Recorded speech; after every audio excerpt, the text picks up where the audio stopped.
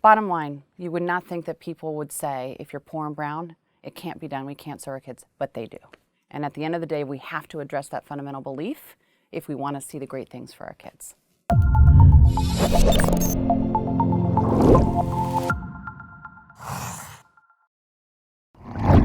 Hi, I'm Rick Hess, Director of Education Policy Studies at the American Enterprise Institute.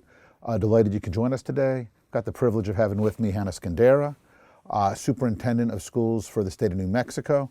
Hanna's got a long and impressive history tackling these issues. She worked with Jeb Bush when he was governor of Florida, doing leadership of schooling.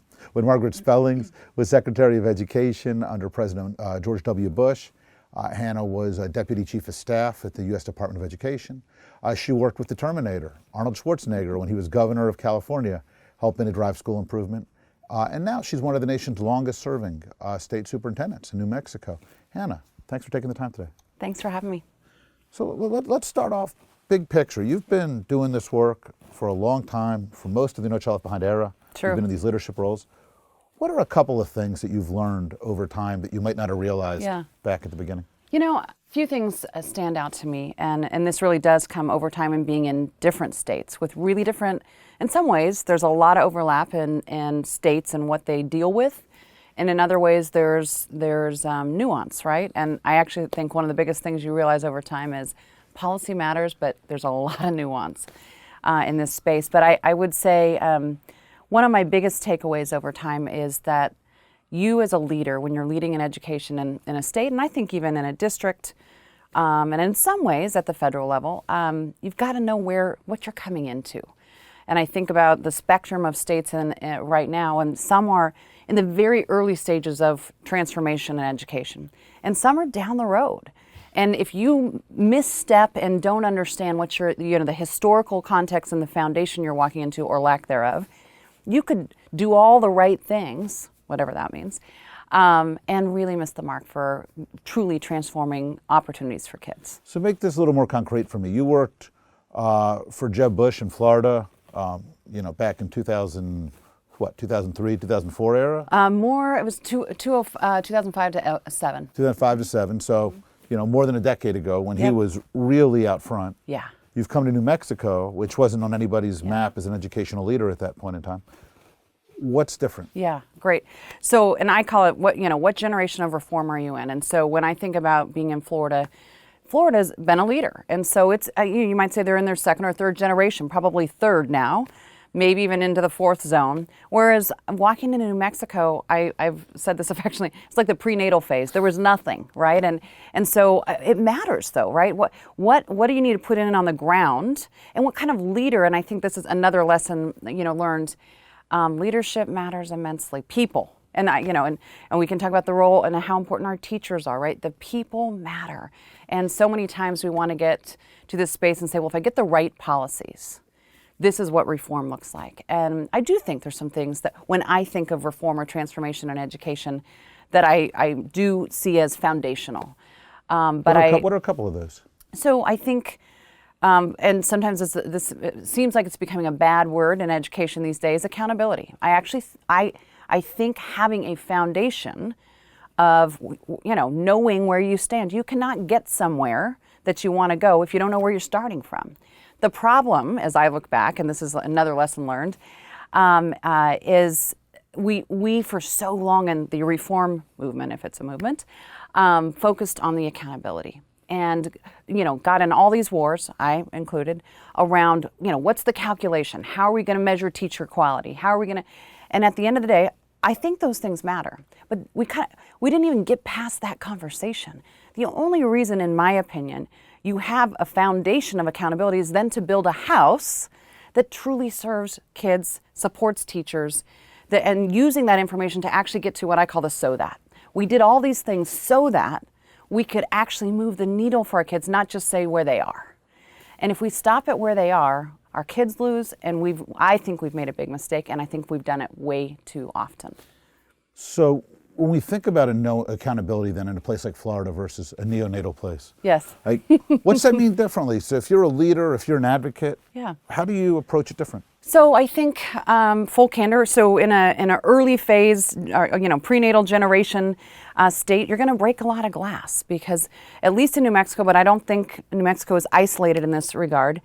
The first thing you're hitting up against is a culture, pervasive, that says if our kids are poor and brown, we're not sure they really can succeed. And when I say that out loud, I'm like, nobody would say it like that. And I can honestly look you in the eye and say, yes, they do. And so you're breaking through the paradigm of what's possible. If you've been generationally failing your kids, and New Mexico has been in that space, you're breaking through a paradigm. And so it is not pretty. You're hitting up against an embraced belief system first that says, I don't know if that's even possible. And so that breaking glass. Whereas in Florida, and as you look in other spaces, maybe Louisiana or Tennessee, where you've had some people who've broken glass, but then you've also they're getting to the so that conversation. Why did we do this in the first place? How do we truly work with our teachers, not just impose? And here's another lesson learned for me: a system. Parents don't care about systems; they care about their kids. And I traveled around this country talking about systems. I believe in good systems because actually in policy systems matter. But that's not what normal people care about. They want to know their kid. So let me give an example in the most simple terms of, I had a whole little stump speech about the things that, the systems that I think matter most. And I still believe they matter most. But I would tell you, instead of talking about those systems so much anymore, I talk about the 12,000 more kids when their parents drop them off at school this year compared to last year. They're ready to learn. In New Mexico, we had 12,000 more kids in math and English language arts actually on grade level this year compared to last year. And you know what? When a parent thinks about, do I want my child to be on grade level and ready to learn? Yeah. Do I care that, they're proficient or not proficient? If we're using these language and what, the assessment used? Probably not as much. I want to hear my kid's ready to learn in the grade they're walking into. And I'm going to drop them off at school not wondering. I'm going to know. That sounds like a small little thing, and you think, oh, is that just communications? No, I actually think it is a communication piece, but it's an understanding that we, for a long time in reform, focused so much on the systems, still believe in focusing on them, and talked so much about them that we lost sight of why you would have good systems or good policy. How did that happen? I mean, when you put it this way, it seems kind of commonsensical. It does. So there's a humbling as you talk about these things. You're like, how could we not see this? It is so right there. Talk to any parent, it's so right there. And I think often when you're breaking glass, and I do believe there's a place and a space for that, where you're changing paradigms, there's so much opposition that you can kind of put your battle gear on and forget that it's a partnership. And you can kind of feel alone because you're getting attacked a lot, right? So you kind of gird up yourself and you go out there, and there is a space and a place where you got to have grit, you've got to have courage, you got to be tough. But if you're only in that space and you're not rechecking, I think good ways to avoid this in the future: have good people around you who say, hey, true, go fight that fight, but don't forget that you're fighting this for actually parents and kids, for them to have a better education. I just think too often we disconnect. It's a natural human instinct when you feel under fire or under pressure to kind of create the barriers, so to speak. And that's the exact opposite of what we should be doing. So, it seems to me, that all rings totally true. Yeah. And then when we talk systems, and especially when people talk passionately about the need to fix, I think it's easy for a lot of educators in the systems to feel like they're being scapegoated. Yep. Like they're being told, you're all the problem. Yep. And then they run and get defensive, and then reformers feel like teachers don't get it. Yeah. That's something that, I think John White in Louisiana is trying to tackle, that you've tried to tackle in New Mexico by trying to change the way you connect with and learn from and talk to teachers. What are some of the things that you think make a difference there? And I once again learned this lesson way too late. There's moments like, why didn't I see this sooner? But at the end of the day, I made, and once again, so common sense and so crazy, this assumption. Listen, if in a state role, you got to stay in your lane. If I tell superintendents, superintendents will tell principals, principals will tell teachers, teachers will tell parents. And I mean, I can see why I thought that. And it sounds good, but it's like the worst game of telephone ever. And right on the other end of that, the message that our parents and our teachers, the folks on the ground living this every day, are getting is incredibly distorted at best. That's if even that process kind of works, which often if there's some intermediary. And if you have a union base, for example, who communicates all the time and is giving a message, and maybe it's not the one you're giving, who are you going to listen to? The state message, even if it's trickling through, or your local colleague who's saying, no, let me tell you how it is. I'm going to listen to my local colleague.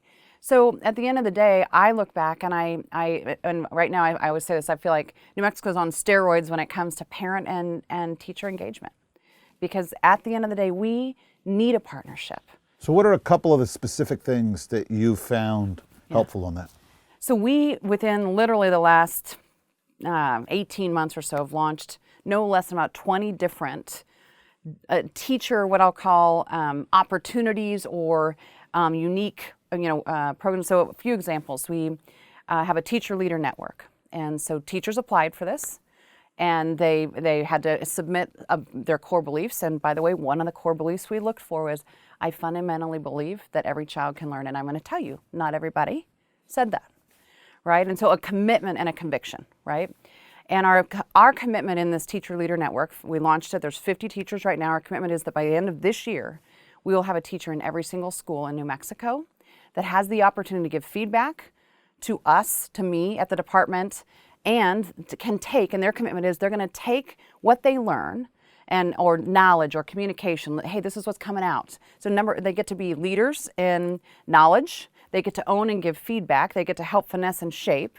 And we have 849 schools. By the end of this year, our commitment is we have a teacher in every school that wants to have a teacher leader, giving that voice, making that commitment to build the communication base and the feedback.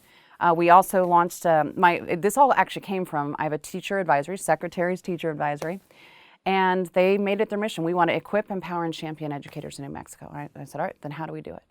We launched a teacher summit last year. I think you're invited to come. Last year we had 300 teachers. It was a very last minute launch, but we said, it's worth doing. This year, out 72 hours after the registration was out, 1,000 teachers signed up, maxed out. We're going to have to go for a new venue next.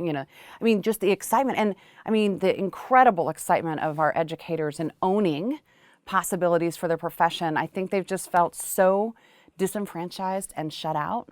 And they want desperately and are so passionate about being a part of the change, not the change just being done to them. So, this seems so much more manageable when we're talking about district reform, when we're talking even about states. You spent a lot of time in Washington when No Child Left Behind was, hitting the land and causing. What are some of the things you learned wrestling with No Child Left Behind? And when you're thinking about policy at that federal level, how do you deal with some of these challenges that you've just put your finger on? Yeah, I think that's hard, very hard. And one of the things that balance of leading, but also recognizing that you're empowering. Your leadership is an empowerment position when you're at the federal level in many ways. So what are you empowering? What do you, and I think those are the big questions for when Margaret was leading. And what are those things that you are going to empower and do everything you can to incentivize? But there's a partnership with states and states with districts, et cetera, to actually make it real. And so it's one thing to put a baseline of what we want to see, but the actual meat on the bones rarely happens at the federal level. And I actually would argue if you're putting meat on the bones at the federal level, there's the disconnect and the nuance that matters immensely when we're talking about our kids, because they're unique. They're not little widgets, right? The disconnect is too great. So what do you when you look back at the implementation of Child Left Behind, what's something that we actually did a pretty decent job, or that y'all did a pretty decent job getting right? Mm-hmm. And what are a mistake or two that if you could rewind the tape, you might play differently? Yeah. I would say somewhere along the line, the conversation became, and No Child Left Behind, right, about reading and math and how are kids on grade level or not. But that became so consuming that once again, if you're a parent, you're like, yeah, I want that, but I want so much more. And we failed to articulate this, in my opinion, is just a baseline. Just a baseline, reading and math. That's, it's like it is the basics, right? But if we stop there, or if that's the only conversation we're having, that's way too limited. I'm sure as you think about your kiddos, of course you would like them on grade level in reading and math, but you would not say that actually when you talk about what you want for your kids in education. You wouldn't start with, well, my first goal is that they're on grade level in reading and math. In some ways, I bet you think that's kind of a given of something I want. Let me tell you my aspirational goal for my kids that I really want to realize with them, right?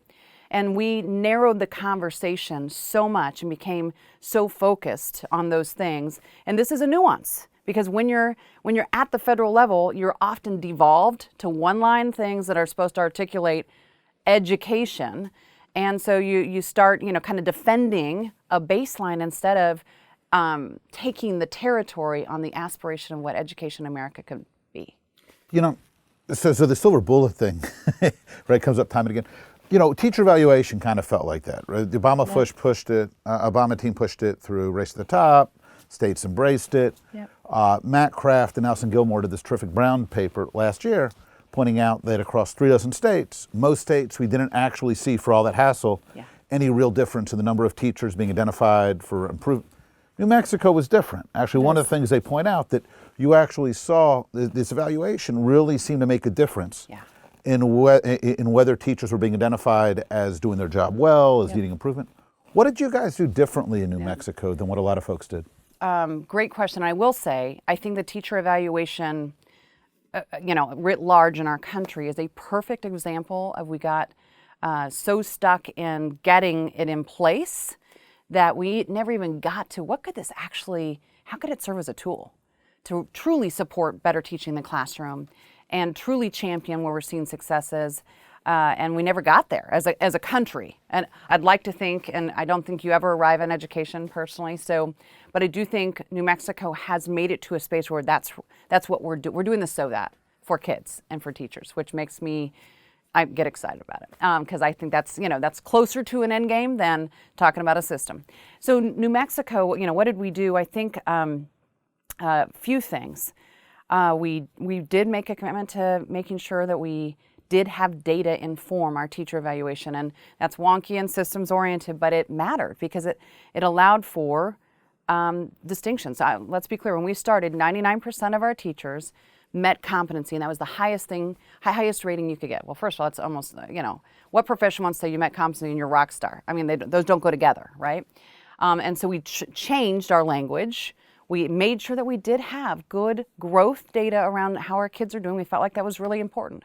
We also had great observations. We also put, this is a little known fact, teacher attendance counts 5% in our teacher evaluation. And I'll tell you, we put that in there. I don't know of any other state that did that, because we, in 2012, had over 40% of our teachers, 47%, that were missing 10 days or more of school. And we know how important a teacher is. 5% in the evaluation, we saved $3.6 million in a single year on substitute costs. We had teachers in their classroom, and we began to see a shift in, hey, this matters, the profession matters, you got to be in your classroom. So just that distinction, I would say, using data and observations are a big piece of that. We do a lot of training with principals about how do you not just look at a teacher in a classroom, how do you actually give feedback? When you see great things, how do you give feedback? When a teacher's struggling, how do you give feedback? Teachers love that observational feedback. There is incredible feedback to the department about that is prized by teachers because often they're not getting that feedback they need to become a better teacher. So today, our distribution, instead of 99% meeting competency, we have about 3% of our teachers are exemplary. About 21% are highly effective, 47% are effective, and then we've got about 23% who are minimally effective and about 5% who are ineffective. We have seen a 30% increase of the highly effective and exemplary over a 2-year period. And what happens if teachers are ineffective? It's local. It is a local decision how you want to support that teacher, or so there's a corrective action plan, if you will. But we've worked to really change that language. That was the original language. Listen, let's get a plan in place for how do you close your gaps, right? I remember this teacher, he got this call from a superintendent on the southern end of our state, blazing mad about this evaluation that one of his teachers had gotten. He said, she's an amazing teacher, and this evaluation, she's minimally effective. How's that possible? So we got on the phone together, walked through the data. Turns out she's a science teacher in high school. We do a terrible job preparing teachers in general, but particularly in the science space, in their teacher prep programs. And at the end of the day, she was a phenomenal biology teacher, phenomenal. Data showed it. She was not so great chem. So now this superintendent had the opportunity to say, you know what, let's get you some professional development in chemistry, or let's have you teach all our biology classes in our district because you're amazing, right? So those kind of conversations, the ones, not, I told you our distribution because it's remarkable compared to other states. But the real issue is now what happens when you're one of those 23% that's minimally effective? What can we do? And you can have conversations like that we could never have before. And that you usually don't actually hear made the centerpiece of these eval systems. It's not at all. Now we can fire 10%. Right, and we did not have anything around that in New Mexico, and it remains a local decision. So, you know, last question. You're coming up on 7 years as state chief in New Mexico. You're head of Chiefs for Change, a group of state leaders and district superintendents. Yep. When you're talking to your colleagues, when you're sharing, things that you've learned, what are a couple of the pieces of advice that you find yourself giving over and over? And I'll summarize some things I've said. Know what generation of a state, for example, or district you're leading, because it matters, right? And so know who you are and what kind of leader you are.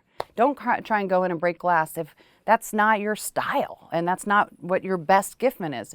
Know where you are and then make sure you're aligned with what your state needs, not what you like to do, what your state needs in the scope of a longer trajectory than the average of the 2 years that most folks in my position have. Listen, 2 years is a blip on the screen. Our kids are in school for 12 plus years. So keep in mind, you've got a short window that I think matters immensely. But don't think you're the end-all be-all, because there's a trajectory that's much broader than any single leader. Build a great team. I have an incredible team, and I credit them for, I have to brag a little bit, New Mexico, for the first time ever, is up in every single objective measure. Whether it's grad rates, we're up 8 percentage points over the last few years, the highest grad rate ever, and we raised the bar. We have more kids on grade level. I said, 12,000 more kids in a single year. We're second in the nation for growth in AP. That didn't come, not only did it not come just because of the department, I want to be clear, but I do credit my team because they're committed. So as you're thinking about leading, build a team that carries this. So it's not about you, it's about a broader mission that people can be committed to, that they impart then to their team. And when they're in the field, you want folks that are absolutely carrying the possibilities in education. So build a great team. Expect great things. Check your paradigm around what your expectations are. And then I said it earlier, we've got to get past, and I firmly believe in accountability. And I think there's a real conversation right now where folks are like, we got to throw that out. That didn't work. I fundamentally disagree. But what didn't work is staying in the systems talk instead of getting real about who we serve, parents and kids, and what do they care about. So definitely, we've got to make that transition and engage our communities. And I, in particular, have a conviction about our educators and having them be a part of what's possible for kids instead of feeling like they're having something done to them. So, good advice, Hannah. Well, hey, thanks for taking the time. Thank you. Good to see awesome. you. Hi, everyone. That's the end of our discussion with Hanna Skandera, Superintendent of New Mexico's Public Schools. Thanks for watching. As always, let us know what other topics you'd like AEI scholars to cover on Viewpoint, and be sure to check out the rest of our videos and research from AEI.